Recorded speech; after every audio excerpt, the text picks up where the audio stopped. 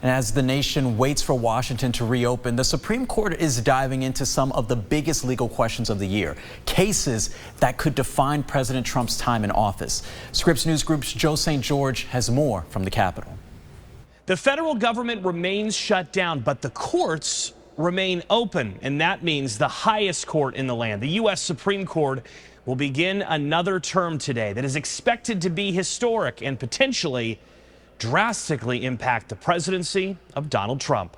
If you are wondering how the federal courts are operating during a shutdown, this memo from the federal judiciary explains it. The judiciary remains open and will continue paid operations through Friday, October 17th by using court fee balances and other funds not dependent on a new appropriation.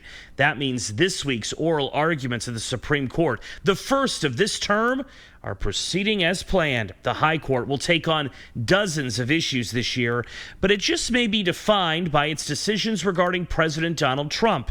It will hear arguments regarding tariffs and whether the president has the ability, as he believes he does, to issue them without Congress. It will also take on the issue of recent firings or attempted firings of leaders within agencies like the Federal Reserve. President Trump wants current Board of Governor Lisa Cook fired. The Supreme Court will decide if he can do it. The Supreme Court is also poised to decide whether President Trump's attempt to end birthright citizenship runs afoul of the 14th Amendment. In the months to come, of course, the Supreme Court will address other issues as well, including likely transgender rights cases and sports bans in some states.